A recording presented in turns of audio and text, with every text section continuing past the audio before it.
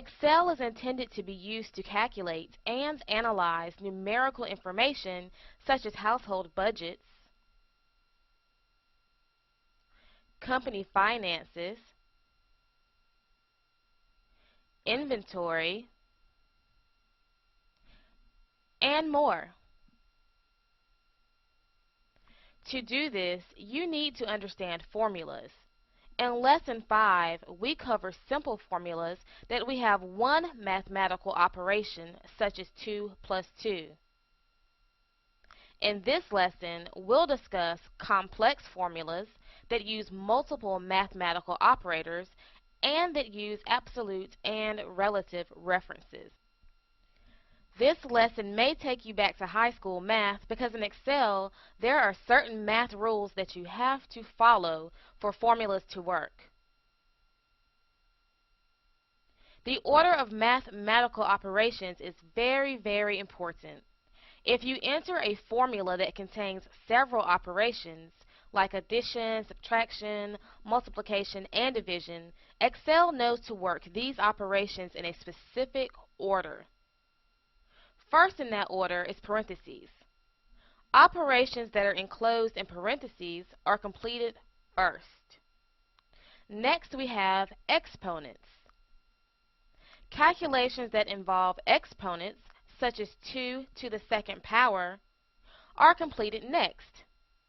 I would guess that most of the spreadsheets you work with will not use exponents, but this is part of the basic mathematical order, so it's worth mentioning.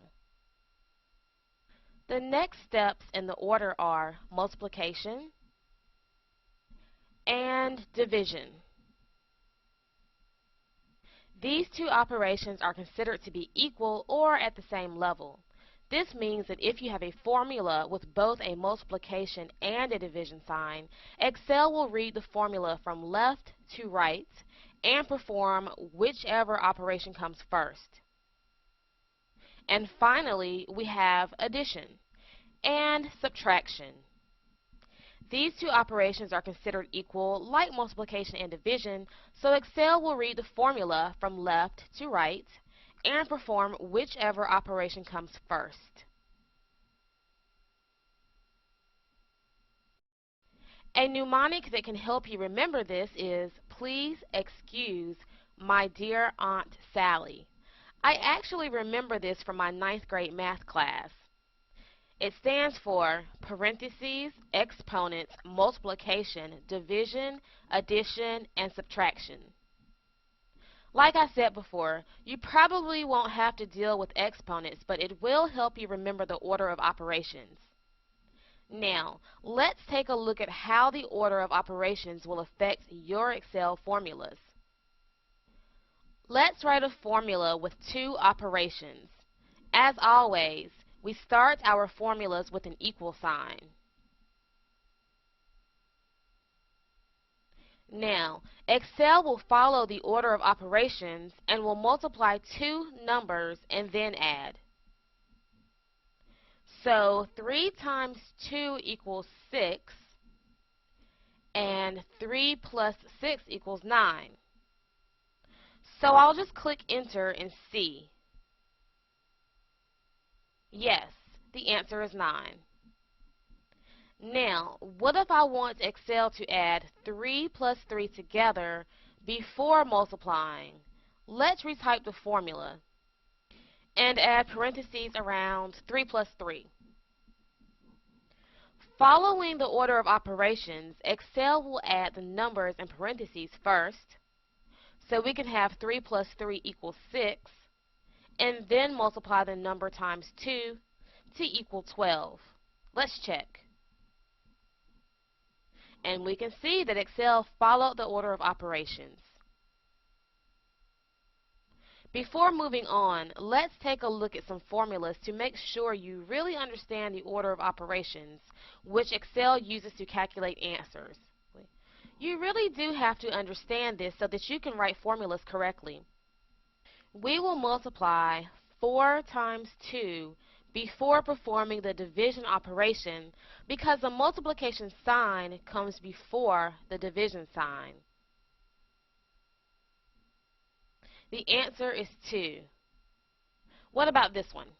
We'll divide 4 by 2 before performing the multiplication operation because the division sign comes before the multiplication sign.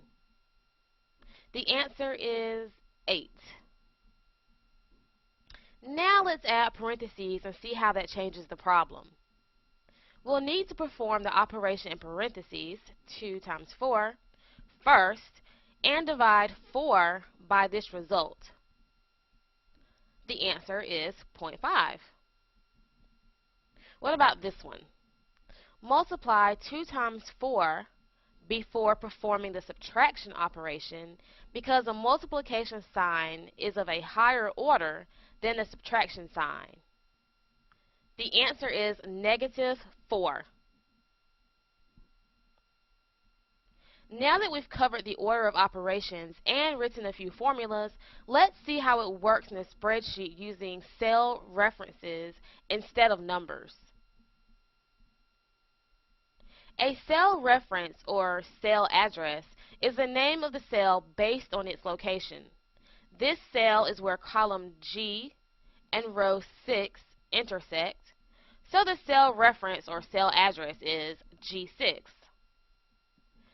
Now, if you're ever unsure about the cell address, you can find it in the name box, which is to the left of the formula bar. Let's say we want to calculate how much I'm spending per bowl. Let's write a formula here in H6, and we'll just delete it when we're done. We'll insert an equal sign to get started. Now, what do we need to do to calculate this? Since we only have one case each of the small and regular bowls, we just need to add the two bowl amounts together to calculate how much we've spent on bowls. To do this using cell references, we'll select G6, type an addition sign, and then select G7. To figure out how much we paid per bowl, we'll need to divide by the total amount of bowls that we have. To calculate how many bowls we have, we'll need to add cell D6 and D7. Now, can you see a problem with this formula? We want to divide the total dollar amount we spent by the total number of bowls so that we can calculate how much we're spending per bowl. Does this formula do that for us? No, it really doesn't. You see, with the way the formula is currently written, Excel will divide G7 by D6 since division is completed before addition. This will give us some big number that clearly doesn't indicate how much we're paying per bowl. Let's add some parentheses to the formula so that Excel knows to perform the addition operations before it divides. And now we can see that we're paying about 13 cents per bowl. If you want to show fewer decimal places, you can just click the Decrease Decimal Place command on the Home tab. I think we've covered complex formulas using the order of operations pretty well, so let's talk about two types of cell references, relative and absolute references. The formula in this cell takes the number in F2 and multiplies it by the number in C2.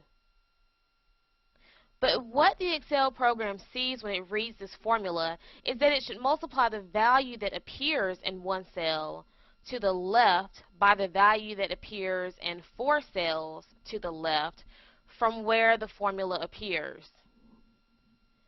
This is called a relative cell reference. When you copy a formula containing relative references to another cell, the relative references automatically change. So, when I drag this formula down and fill the other cells with it, you won't see F2 times C2. You'll see the new relative references. So here in G3, the formula reads the value in one cell to the left times the value that appears in 4 cells to the left, or F3 times C3. And you can see the same thing in these other cells.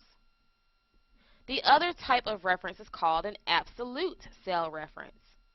If a formula is copied to a different location, the absolute reference remains the same.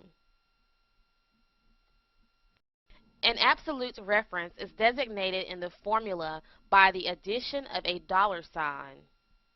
It can precede the column reference or the row reference, or both. In this example, the column and the row do not change when copied. In this example, the row does not change when copied. In this example, the column does not change when copied. Let's see how this might work in a spreadsheet. Over here in H2, let's write a formula that multiplies the inventory number C2. If you want to create an absolute reference, we'll just add our $signs before the C and before the 2, and then press enter. And we can see that the amounts in G2 and H2 are the same even though H2 uses an absolute reference. So, when I fill this formula in to 3 additional cells, I can see that the numbers don't match up with what appears in G3, 4, and 5. This formula takes a number in F3 and multiplies it by the number in C2. The C2 will stay constant because of the $signs, which make it an absolute reference. This spreadsheet doesn't need these formulas, so let's just delete them. As you can see, the order of operations and relative and absolute references are important to understand if you plan on using formulas in your spreadsheet. Spend some time writing formulas and see how they work.